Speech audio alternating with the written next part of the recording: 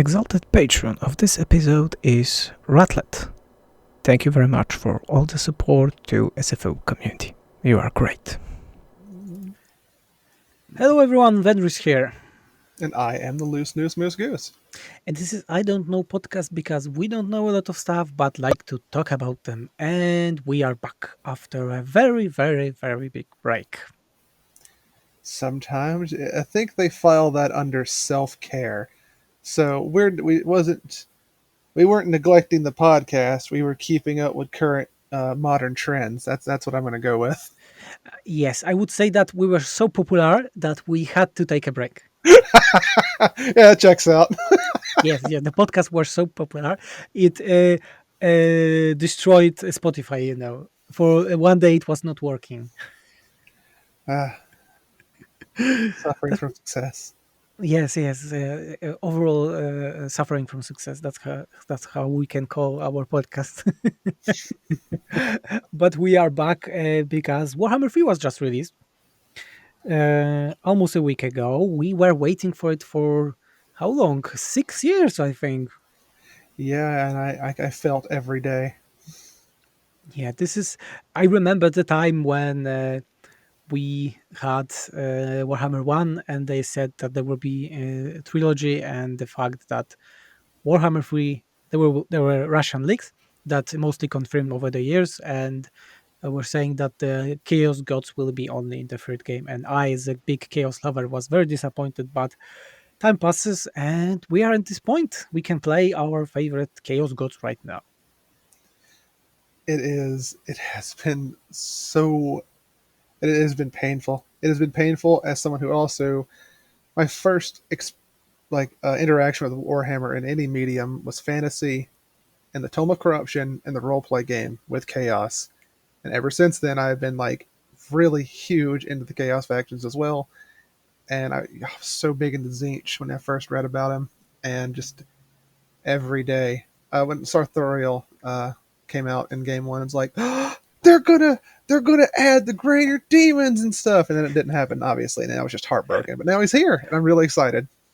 Yeah. Oh, yeah, but before we go to our first impression, because today we'll be talking about the first impression of the game, because we didn't finish all the faction, can't give it a proper review. Yeah. What was happening to you, Luz, between all this time before the last podcast? Since the last podcast, I'm trying to encapsulate it really quickly. I moved to a new city, and I'm part of my state. I got a new line of work, and what was the third big thing? I think I am in the beginning stages of potentially starting a cat shelter with the wife at some point. That's nice. Yeah. I can give you one advice. Run as you can. Run because you can run right now. You won't be able to do it later on. But we've been taking care of them, just strays and things, for a long time. And matter of fact, here is one right here. And I thought that you are talking about real kids, not cats. Oh, my cats. Whap. Cat shelter. We were taking care of them for a little while, and it's becoming kind of a thing for us. So we're kind of at one point thinking about turning it into a whole thing, because we live in an area that is predominantly dominated by dogs, and I am a dog person, but I'm also a cat person, and they need more. No. I didn't ask you about cats, okay? Mm-hmm. Please, no. For those that don't know, I really hate cats.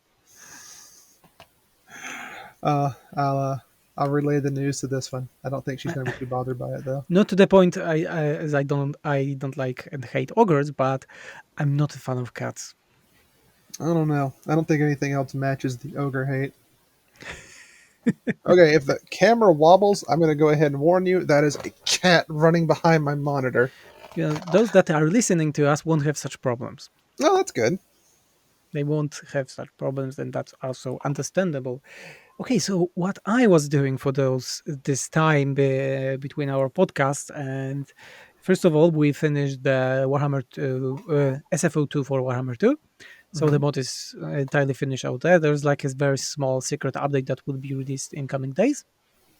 and that people will be, I think, happy. The hint is that it will contain guys that have things, and they are always in the front of army for Guys all have things factions. in front of army. Got it. This is like a small hint. It will be also released for the vanilla and Warhammer 2 SFO mod. And I had the second son, Nico, and he's like 5 months right now.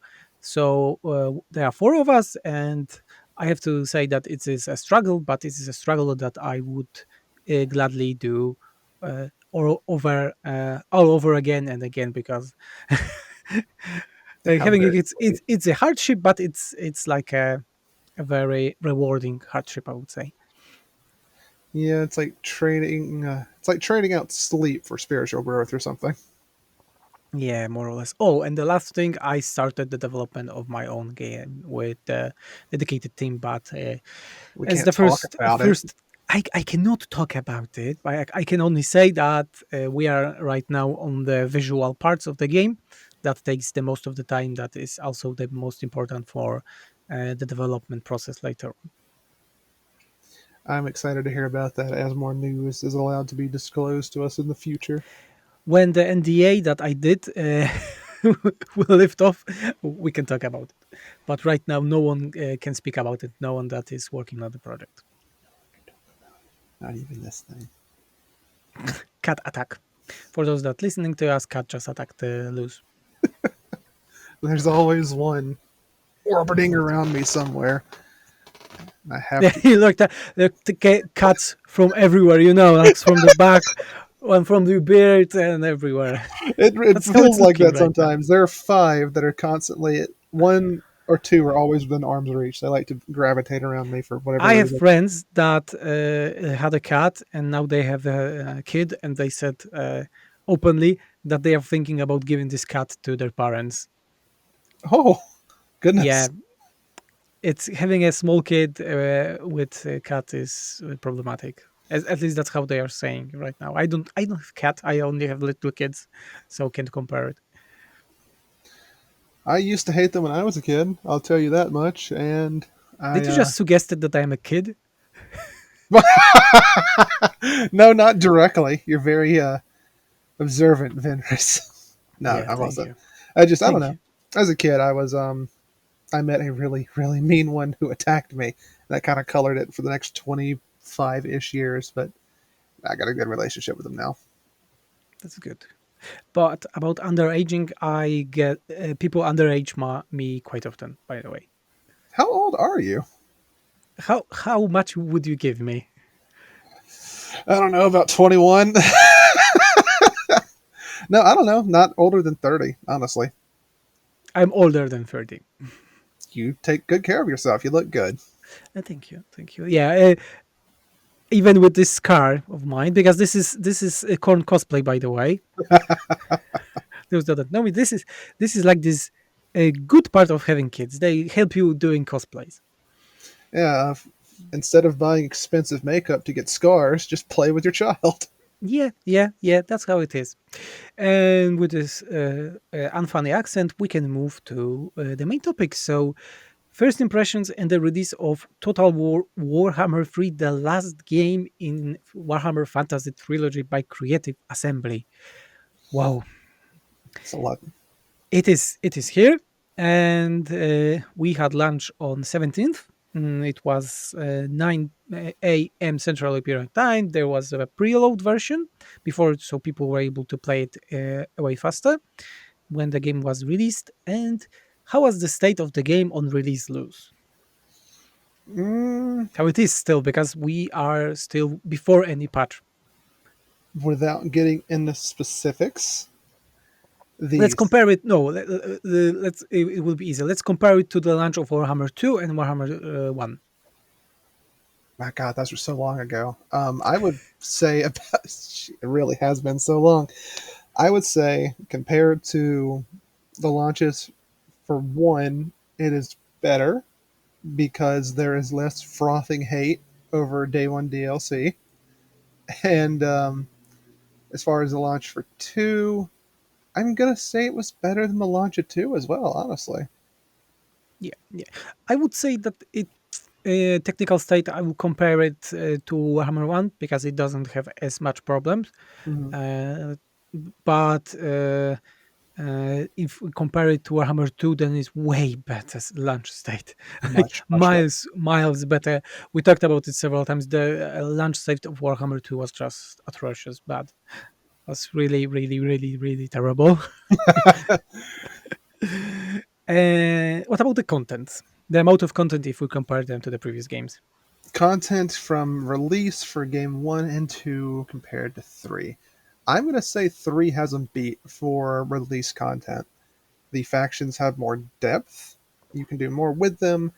And diplomacy. Oh, God, diplomacy being better is so much. Yeah, I could talk about we'll that talk for about in a while. a separate section because diplomacy is a thing that really deserve own section. But overall, I'd say it's like just in general, 4-3 in its current release, better than 1 by a significant amount, and better than 2 by a very wide margin. Yeah, yeah, yeah. I agree. Because if we compare Warhammer 1 and Warhammer 2, on both of those we had four factions with eight legendary lords on launch. Here we have way more. I don't know how many because it's hard to calculate those because it was changing quite often. Mhm. Same with the factions, but we have way more polished faction on the release. We have not only one game mode but three game modes. Free, yeah, three game modes and overall uh, level of let's say finishing stuff for the game is way better. You can see Mhm. that Creative Assembly was learning quite in a big how to say it. There was a big progression between game one and game three, and if you look on oh, no, because I wanted to talk about the overall balance of the game, but we'll go to the separate thing with it because it's a That's huge probably for the topic. best. Yes, it's a huge topic. So, okay, the game was released and it sold insanely good. Some say that in China it's over 3 millions right now, copies. Whew, damn. Yeah. I don't blame them because Kafka is one of the best factions in the game, as their trailer was. It is very good faction, but we also had different things with this game because it was also released on Game Pass. And those that don't know, Game Pass is for $1 for 3 months if you never had a Game Pass account. So you can just play this game right now for $1 for 3 months. That is devious of them, in my opinion. And thanks to the fact that nothing from Warhammer 1 and Warhammer 2 is working right now. So talking about the old factions, ROR, Free Legendaries, etc. Game Pass is the best deal for the game right now. Hmm. Hmm. And I foresee, with the vision granted to me by playing a lot of fucking Zeech characters recently, there's going to be a pretty significant increase in the player base, or at least I really hope so, because Yeah. the 3 is just a lot flashier than the other two. I think it's not even about the flashier, but the game is more accessible than the previous That's, one. I mean, it's a factor. It's both factors. It's more accessible through Game Pass, but also just visually, it's got so much more going on, front loaded, and I Yeah. think that really draws people in. And the last place where you can buy a game, Luz, where is it? Like there's very small store that no one's talking about. Steam?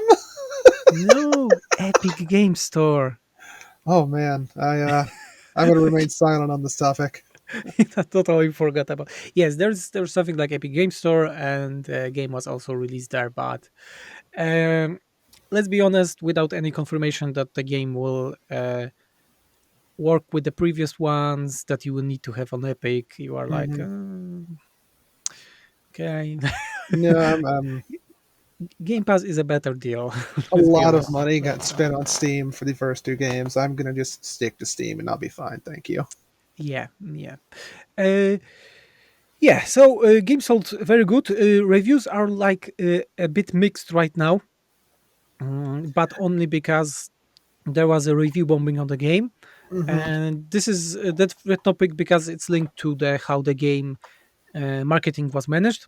Hmm. I think it deserved a own episode because, as we were talking about it several times before, and it backfired right now. That's why we have those very bad reviews on Steam for the game. But don't look on those reviews. The game is way better than the reviews are telling on Steam because it's like It really is 60%, something great. like that. Is it? I haven't checked the reviews today. I haven't checked what they were Let me sitting at. check. It's like 62% and 50,000 reviews. It definitely deserves better than 62%. Those are just very, very Yes, yes, unhappy yes. campers. I They have agree. nothing to do with the game itself. It's way better. Hmm. Okay, so we'll be moving to now our first impressions of the game, and the first thing we should talk about is the new addition to the game that was never before, and was I don't think it was ever in any Total War game. Hmm. They added prologue. I don't know if it's. I heard someone say something about Troy or Napoleon. I don't know, but I do know as far as prologues go, this is one of the best ones I've ever played in any game. It, Yes, the voice acting, the yep, very Warhammery story. I could go on just about Yuri himself, the character, for a while. yes, especially for a person that is from Poland. The faction Kislev that is based on mix of mostly Poland and Russia cultures.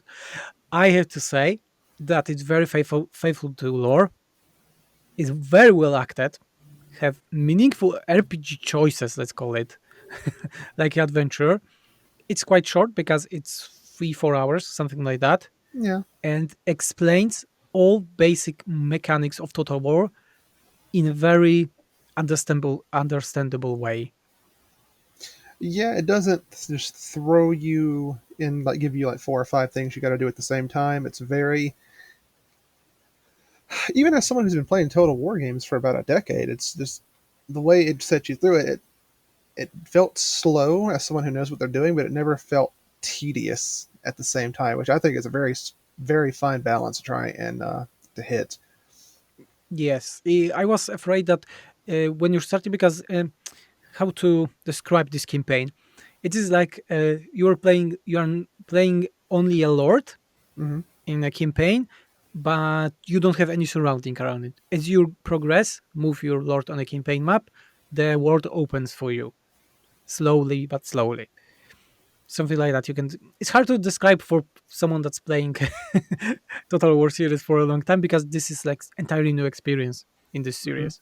And the world it expands into is actually, in my opinion, bigger than it needs to be. They obviously spent a lot of time on the prologue. Like off to as you progress, you're normally just going north, north, north, north. But there are splits you can go to the east and west. And I never had to do it, but it added a lot more of authenticity that you were exploring a realm, I guess, because it's not just the straight line that it could have been. There's more options for you to just do things and play around in this little small section of the realm of chaos. And man, it's so good. Yeah. So because we're talking about, and so some people did not play prologues. I'm afraid that many people won't play prologue. So let's make a brief introduction to it. You're playing as Yuri, one of two Ungol brothers, the princes of Kislev. Important thing, they have title of prince. It doesn't mean they are sons of the king. In Slav culture, prince is a title. Yeah, we had in Polish in it's mostly was a name kniać, and it's like a prince, let's say landlord, more like not like a prince, sons of the king. Hmm, There was a discussion about it on Reddit, and people did not understand that if Kislev and Kislev is based on Slav culture, the prince in our culture is not the son of king in most cases. I learned a thing today. Thank you. Yeah, we as I was saying, but in depending on the region, in most likely it would be called kniać. Uh, I won't be asking you to try to repeat it because Let me take my notebook out really quickly. Kislevite language is hard for foreigners like you. Golly. But you're playing two brothers. Your main character is Yuri Ungol, and he's sent by Katarina to go north to Chaos Waste because their god Ursun is missing. And in this world, Ursun is always making that clouds of winter are going away if winter is too harsh. Hmm.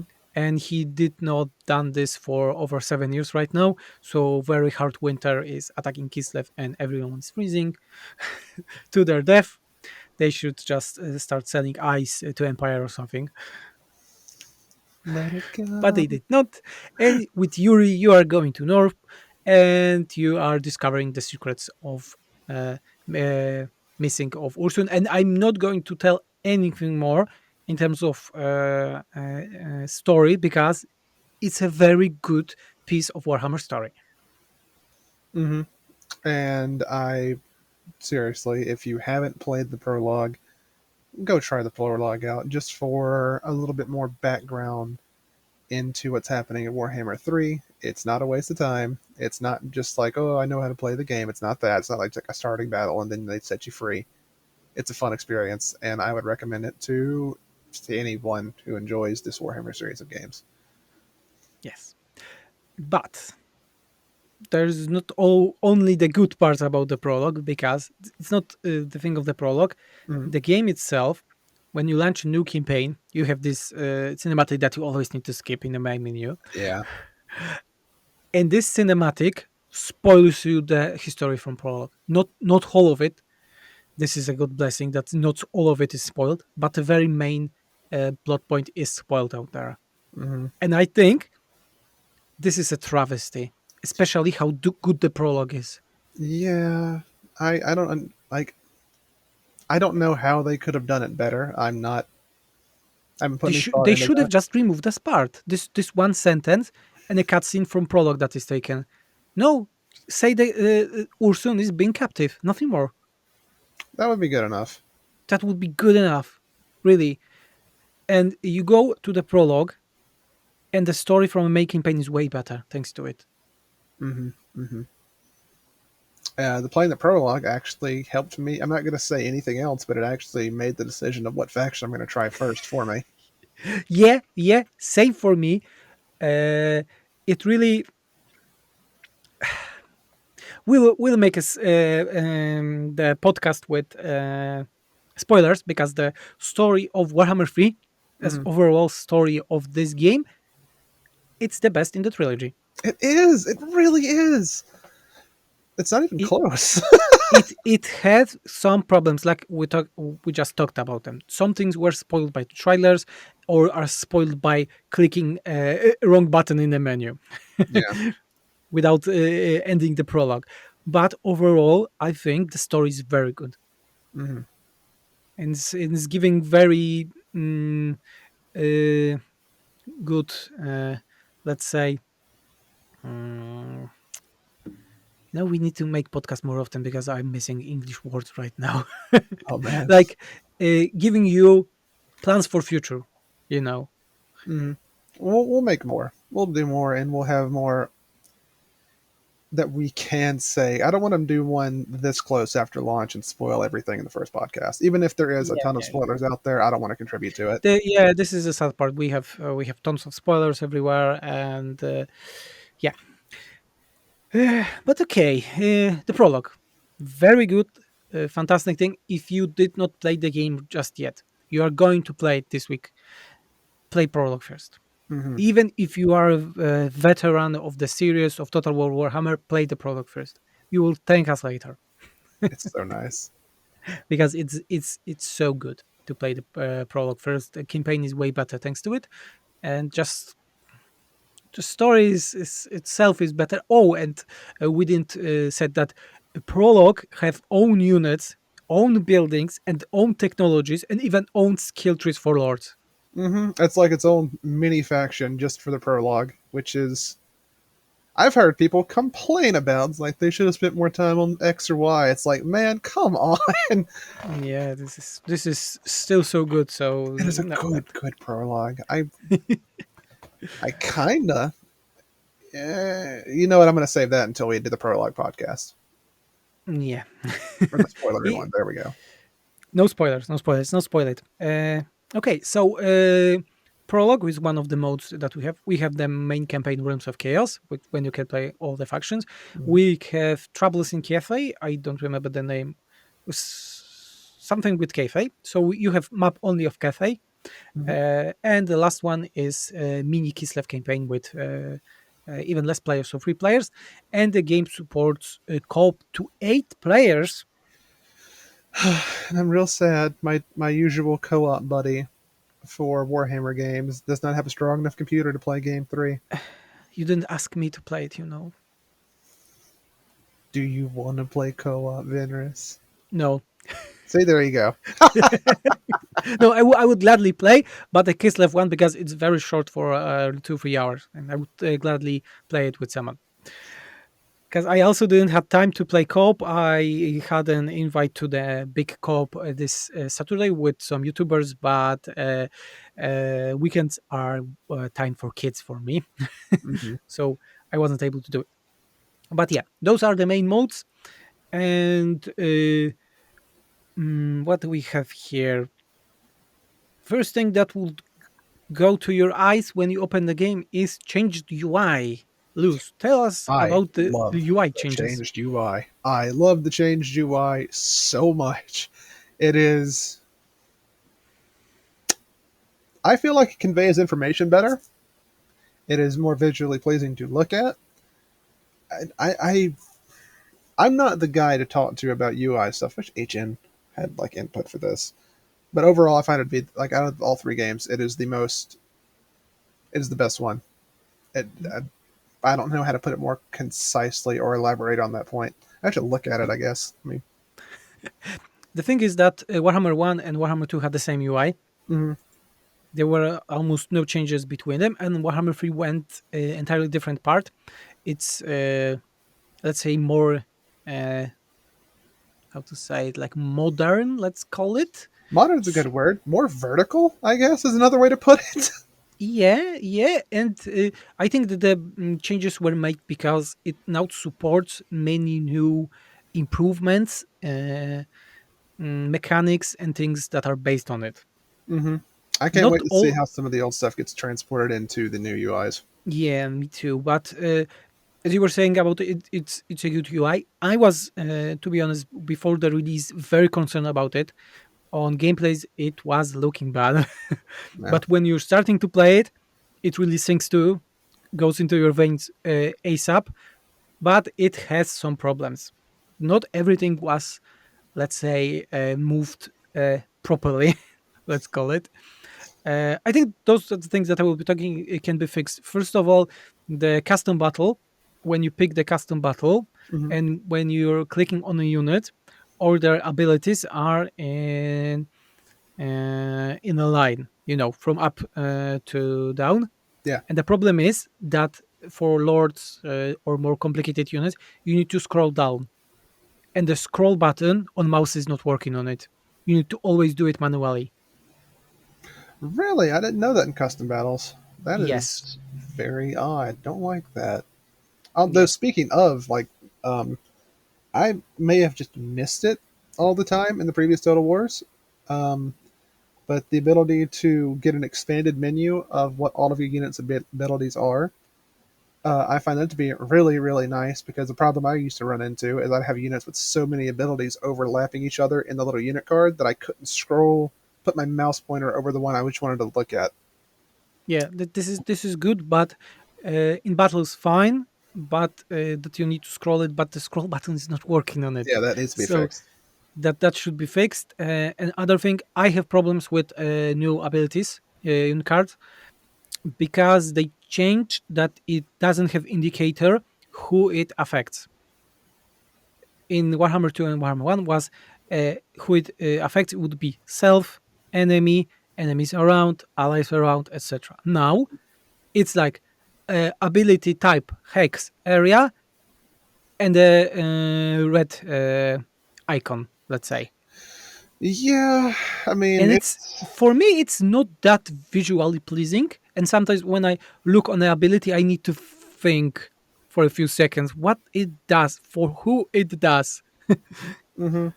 It was just the simple thing of like green versus red text, just at a glance, like you have a moment. What does this do again? And just you immediately get all the information like that while you're looking at some of the older unit cards. A few times I did the same thing where it's like I've forgotten what this ability does, or it's a new one, and I have to kind of suss out. Like it took me a little bit to figure out what Glean Magic did for Zinch. Yeah, yeah. I think those things can be improved, but yeah, because it's on a way that it doesn't have information that it's not doing. Let's call it. Mm, When Warhammer One and Warhammer Two had all abilities had same amount of information, no matter if it was doing a thing or not doing it. Now, if ability doesn't have duration, it's not even mentioned on a card.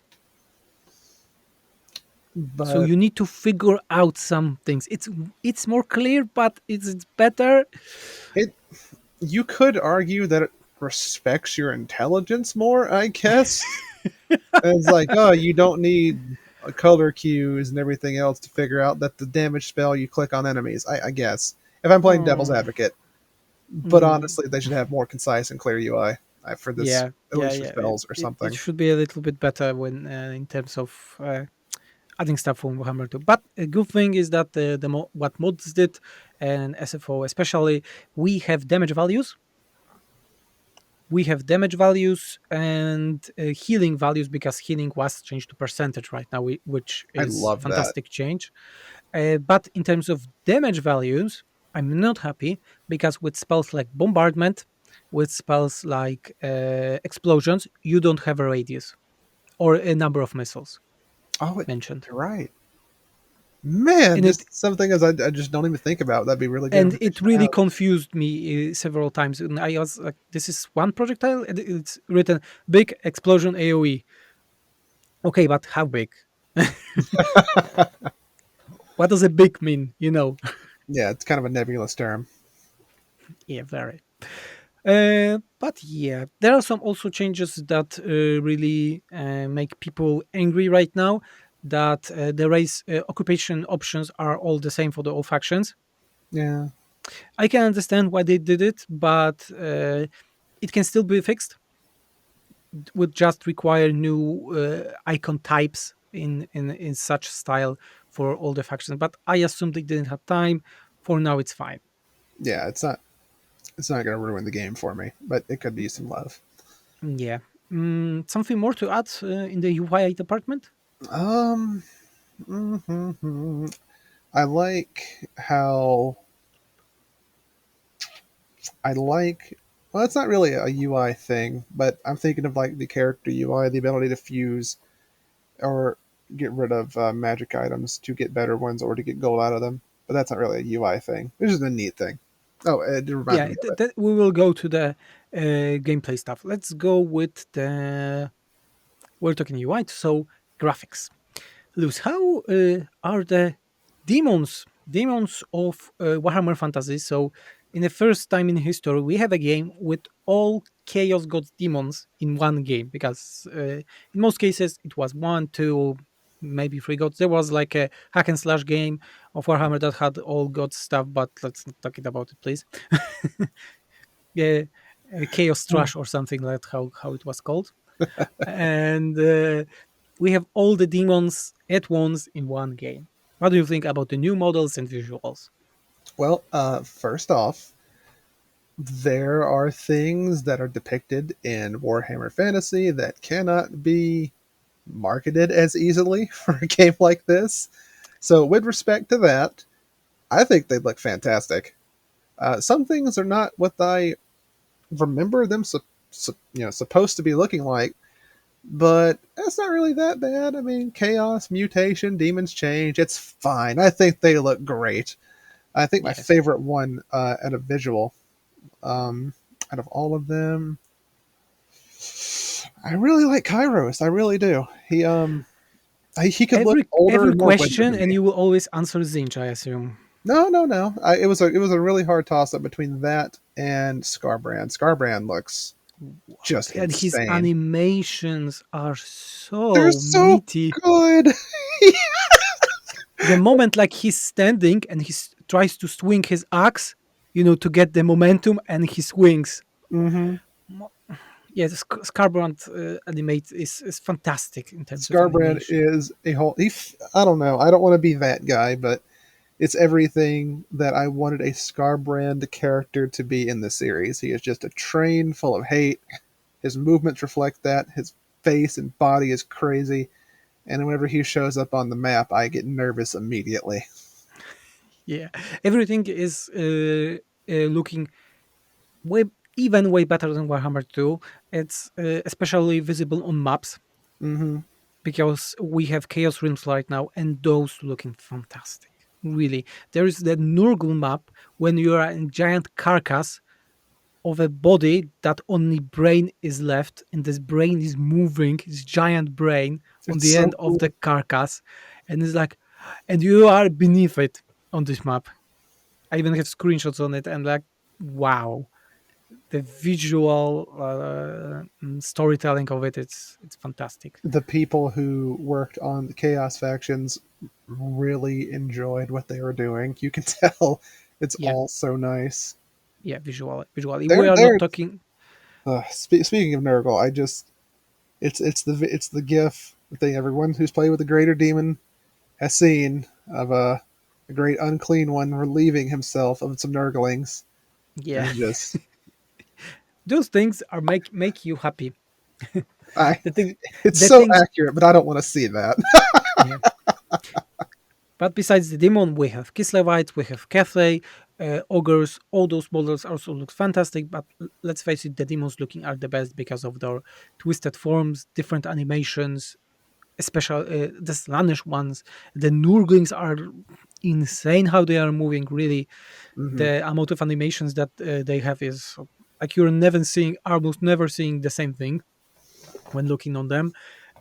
But there are also so small stuff that are not working in terms of visuals, and we need to talk about a new feature that allows your characters to be on the ground and not fly for those that are flying. Hmm.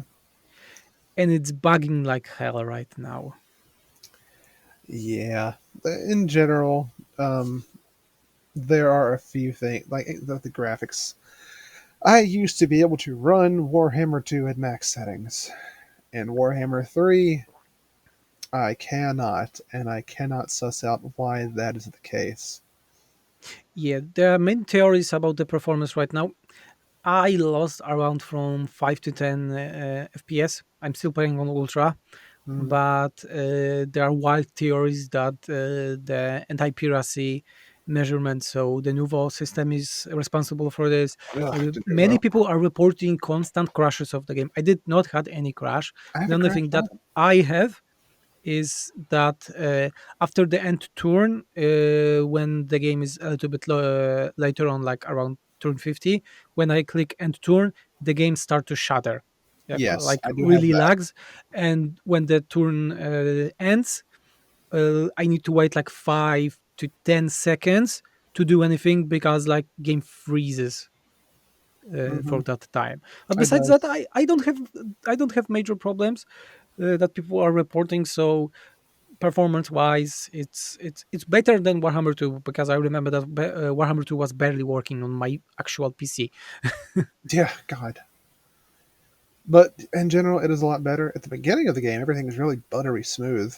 Um, I remember, I remember at the beginning of the prologue, just very briefly at the beginning of the prologue, hitting the in turn button, and before my finger lifted off of my mouse click, it was immediately the turn was back again. I was like, oh, they optimized it even more. But then I realized, all right, there's only like I'm one of two factions in the game, There so are no factions in the prologue, so you just click on and I was so excited at first, and I think that kind of colored my expectations when I went into the new campaign. But overall, at the beginning, like I said, it was still really, really nice. But I've had no crashes either. But the same thing around turn 50, that ballpark, I get those shudders, and I don't really never had those either in any other Total Warhammer games. yeah, that sadly happens. Hmm. But yeah, we have battles, we have visuals, and we can go to the meat of this game. So campaign. We have campaign map, the Oh Realms of boy. Chaos, that continue the story of the prologue. So Bir Ursun is still missing, and everyone wants to get his power. We're not talking about the story today, but Luz. We played a little bit of it. Both of us finished at least one campaign. And tell us who you played and who you finished campaign first. I played with my boy Daniel, the Demon Prince. No, not the Demon Prince, not today. Because before the podcast, we had a very long talk why the Demons of Chaos faction is the worst faction in the game, and He's Luz. misremembering. It was actually the best one. We talked about this. No. This, you see, this is the problem. You can hear us. This is the problem, and that's why we are not talking about the Demons of Chaos, because it's over 40 minutes of this podcast, and we don't have another 40 minutes to try to explain Luz that he's wrong. Well, you'd need more than that because you'd have to go against the fabric of things because I'm actually correct. So we have to go through the whole changing definitions things, and it'd be a whole hassle. I got this scar for a reason, you know. I got this scar for a reason. Let's But the other to the guy, second campaign you were playing. Okay, to the second campaign you were playing. Zinch, and I am loving some Zinch campaign. I want to try Cathay really badly though. The Iron Dragon calls to me. But I am playing Zinch right now, and his changing of ways is a lot of fun. Oh, it's so fun. It feels very Zinchian. Just metal with everything. Do you want to? I guess I could go on about that for a minute, right? Let's see. Yeah, So, talk about the things that you like the most in this campaign. Cattail. Maybe some cool stuff. Cat just attacked the camera. The cool stuff from this campaign, you think the strongest and the weakest points of it. Okay, So your so impression. strongest points of Kairos Fate Weaver's campaign is the ability to manipulate the winds of magic and the changing of ways mechanic. I haven't fiddled too much with the cults yet. I haven't spread that much corruption around so far. But the changing of ways is so fun. You start off with the just ability to transfer ownership of a settlement. There's something regulating that, like what you can transfer and what you can't. I haven't quite looked into it entirely to see what the parameters for that are. But it can let just that one you start the game with is so fun. I was telling Venris at the start of my campaign, I had to take the Turtle Gate, and someone was holding it down with the garrison and like a 20 stack, and I didn't want to bring up a second army to help me assault it. So what I did is I used the changing of ways, transfer settlement of a city behind him of his to just some orcs that I saw that he was at war with. So it was like they had no army there. It had like a 6 stack in the garrison. So he took his 20 stack to leave while I hit an ambush. And then after he left, I baited him out with that and took the garrison and got my mission. And I was just like, that's what I'm talking about. The second head came Oh here. man. It was such a really nice precursor to the things to expect later on in the campaign, because you can also do things like force war, war target alliancing. You can just do reveal the fog of war, keep permanent eyes on one army. There's so many options you can get. You get them by unlocking through technologies. And to do any of this stuff requires Grimoire, so it has their own unique resource, and they're not really hard. It's not hard to get a hold of them. And then obviously, this is you're playing Zinch. Your spell casting is through the roof. Kairos is just a walking nuclear missile of a caster. He is so fun to play around with. I also really enjoyed his quest battle. That was a really cool way to go about doing that. I'm not going to spoil what happens in it, but just the parameters for it are really, really interesting to me. Love me some Okay. Zinch.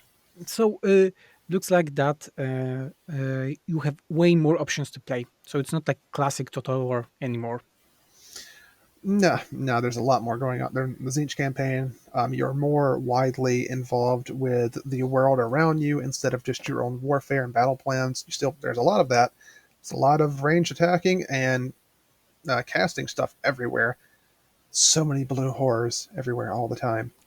But but you care more about what's going on in the world from a diplomatic standpoint, because the more people that are fighting, the more unrest there is, the more you can tweak things with your changing of ways to go into your favor, which that's perfect. That's good representation of that Chaos God. Yes, and also all of this is backed by a big rework of diplomacy.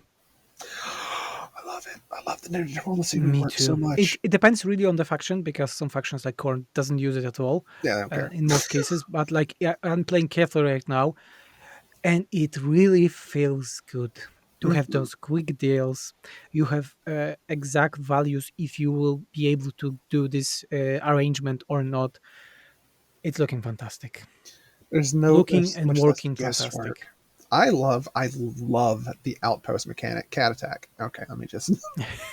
Yeah, because you can make alliance and make an outpost in the settlement of your ally, and Mhm. you will be able to recruit units from him. And that's not instant. It's not just. I love how it's regulated. You have to have enough basic. I forget what they call it. I think alliance points. Alliance, Essentially, it's like allegiance. goodwill with that faction. Like you can't have called in too many favors. We're not gonna like we can't give you everything. So it's not just another way to sink gold into. It's something else entirely, which I think is really good. And there's only so many they're going to be willing. So many units are willing to bequeath to you. So you can't just like play one faction and then do like a 20 stack of Norska or Empire or whatever. And Also, in diplomacy, we can trade settlements. that's huge. I love that one. Yes, I use it as a cafe. I didn't use it as corn because I was just taking what is mine. Hmm. But as cafe, I use it, and there is also a very cool option that I don't know why, but it's working. If the deal is not in your favor, but you are way bigger faction, you have way more armies, you can just use a threat. Which is neat. I Yes, and really, it's working. The little faction will almost always agree because they will be afraid of you. it's like, hey, I have 8 times your territory. Do you wanna start something or not? And they're like, okay, boss, here's the gold. Yeah. When in Warhammer 2, it would be like, you will need to take it after our dead bodies. God, that always pulled me out of it. It's like I have the great power diplomacy negative where I'm too strong, and that makes it harder for me to get my way. I You have one minor faction, not even province capital. Stop. Vassalize anything. Just quit. Let me feel that I'm a strong empire. Nah, Uh, we speaking will be of um, fighting. speaking of that, I just this minor thing that I really love. Just the new "Hey, get out of my territory" button. Yes, many people missed it because when someone is on your territory and you don't have alliance, you can click on above his army. You have a new button, and if they won't leave your territory in 2 turns, you can make a declare war on them without diplomacy penalties. Kairos faint So, fever. yeah, like real world, like real world. It's The so game is so fun. realistic. Just those minor touch ups to diplomacy have done so much more for my overall enjoyment. Yes, yes, I agree. Those are very good. But we went to the side topic as always. Let's go to the mine campaign that I was playing. Right. So, first campaign I finished was Corn Scarbound, and similar to what Luz just said, I think it's one of the best campaign I ever played in Total War Warhammer series. It's finally being able to fulfill your fantasy of being a sentient train and killing everything in front of you, And it's which is also important. This is a faction without range, without magic, that is working in this game. which is mind blowing. Yes, because they had problems with that for 6 years. The past 6 years, the range were always supreme. Mm-hmm. And even the Chaos Warriors, the faction that didn't have range, they had the hell cannons, Mm-hmm. but And they Marauder, had powerful Spear magic. Thrower, Korn Horseback guys, doesn't have any of this. He is just pure melee power, and it's and it fine. works in battles, and it really works in campaign because one of the biggest thing that is unique to Korn, when you raise a settlement, you can make a blood host army. That is army that is cheaper, but it's always taking attrition. So it's like a semi-free army that you spawn to send and take another settlement and another settlement and another settlement. And with corn, you should raise a settlement because you have a chance to automatically occupy ruins in a set province if you have at least one settlement there. Which is sick. It is fantastic to raise everything, occupy only one settlement, and just wait when the world will be yours. The cult thing they've added gives me a lot of hope for some quality of life changes for the like vampire coast cobes and Oh oxalotl yeah, sanctums and all we that. didn't talk about this because we have a new mechanic that's called. Mm-hmm. So on territories that are not yours, when you're spreading corruption, corruption right now is not a percentage like in the previous games. Now it's working like a public order, so have points, and if you have enough of it, you have a chance that in a set province, cult of your god will be established. So cult of Zinch, cult of Korn, Slanesh, etc. And you can build one of 5 building with different effects. For example, you can make a building that will instantly teleport your faction leader to this settlement. They range in power. There's like the small safe ones. Zinch has one where you have double the bonus of the safe one, but it's only while the winds of magic are really strong. And there is some third one which I haven't used. I don't remember. And then I don't know if the same with Corn, but there's a like an ultimate cultist building that once you build it, some crazy effect happens, and then that cultist tied out is destroyed. This I is the one that I was talking. So it mm, teleports Scarbrand to this settlement. oh, that's terrifying. Yes, especially that the Scarbrand is, wow. This would be like a last part we'll be talking today. So balance, as we are talking about Scarbrand, we are moving to game balance Hmm. or total lack of it Oh for my s- for some. Okay, gosh, for some. man! I've seen what Scarbrand can do to people in my campaign with Daniel. We became besties. We had our little tea parties together, and I enforced him in a battle. And he was just over here doing his own thing, handling like 10 units and winning. It was so crazy. Yeah, because as we are talking about balance, the game in terms of effect values and balance is more closer to Warhammer One. Yeah, hmm. It's I been will, so I will long tell since I you played why. I will one. tell you why. Because in Warhammer 1, you are starting on a set power level, and to increase it, it was quite hard. So all the technologies, building effects, skills were quite weak. In Warhammer Oh, 2, you are starting on a set level, and on the end of campaign, you are able to double it, triple it, etc. The yeah. power level. In Warhammer 3, they went back to the values of Warhammer 1, which I really like, but there are some problems with it because some technologies like are like plus 1% to replenishment, very game changing. Yeah. So or you have traits for your lords that give you plus 2 melee attack for a character that have like 70 based, so that's like nothing. Whew. And uh, it also gets to the point of Scarbrand, because Scarbrand as a starting legendary lord would be able to 1v1 every other legendary lord in the game right now. And as your starting current campaign, he's that way to the end. He's one way army. I was He, winning battles with him only. Scarbrand is hilarious. Um, I haven't had to fight him yet. I've only had him as an ally.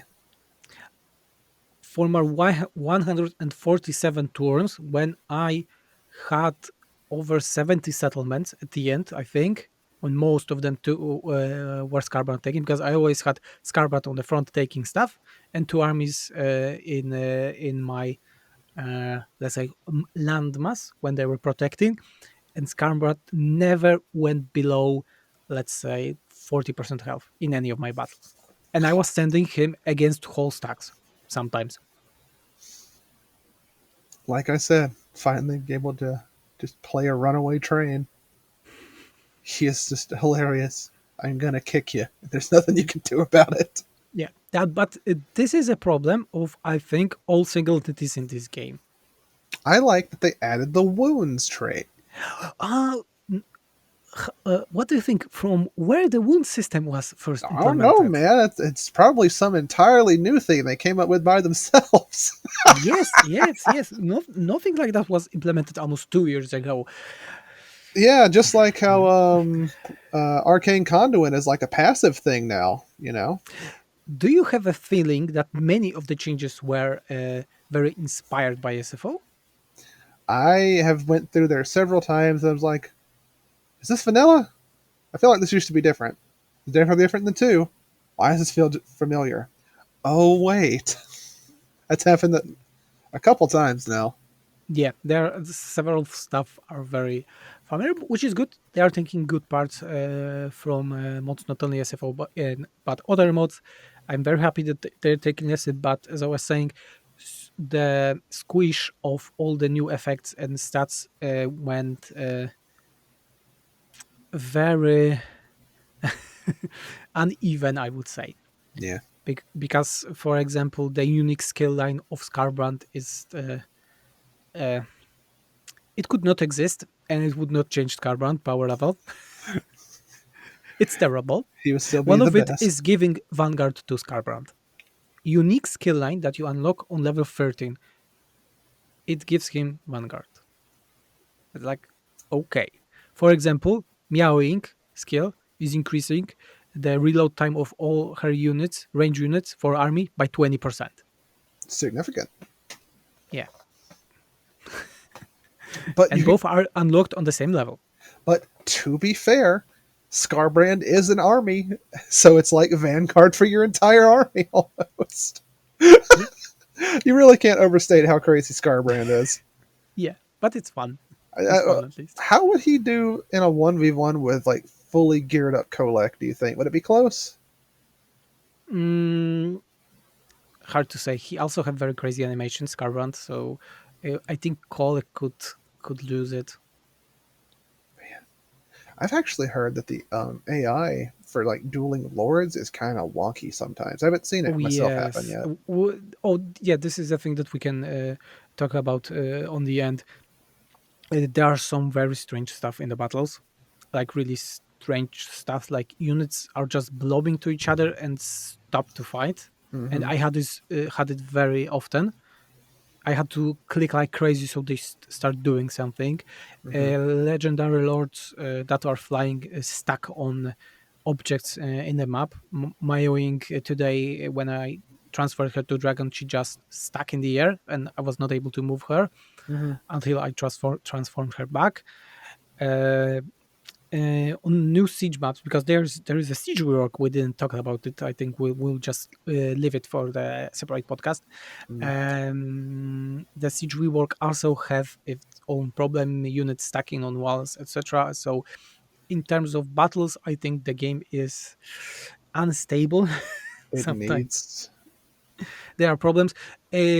Also, in the realms of chaos, several times I had problems. I wasn't able to click on points of interest. So, for example, in Corn, you can get weapons. I was clicking on it, a character went there, but I got nothing and no notification. For Zinch Realm, when I went to the final place for the final battle, I click on it and also had no battle.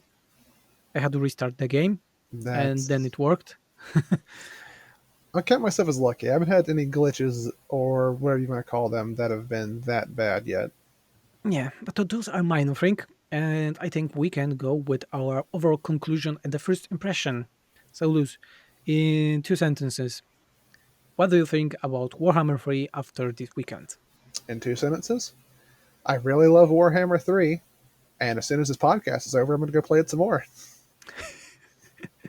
So, I also have 2 sentences. The first one, I'm happy that I was so wrong about my expectation for the game. It's not Mhm. perfect, but I think it's fantastic for Warhammer the game. I will give my final rating when we play the game. And the second sentence is that the Demons of Chaos are still terrible faction. Daniel could beat everybody. He is the best. Only in your dreams. Look, man, if you just knew how to play him better, that's all I'm going to say. No. You cannot play better as trash will be always a trash. It just seems to me that you don't know how to take advantage of the ability to mutate every turn. Hmm. Yeah, If you multiply zero, it's always zero, you know? Yeah, well, number one, Daniel, always the best. So what can you do? Hey, thank you everyone for listening and watching to our podcast. It was Venris. And the loose noose, moose goose. And that was I Don't Know podcast because we don't know a lot of stuff, but like to talk about it. And if you like us, you can always listen us on Spotify. And we did that for a long time, so I forgot. We had Spotify, Radio Public, Pocket Cast, Google Podcast, and a Breaker. Next week we'll be talking more about Total War Warhammer 3, and when we play all the factions properly, we will start doing a full review of it. You got to play ogres, Venris. See ya.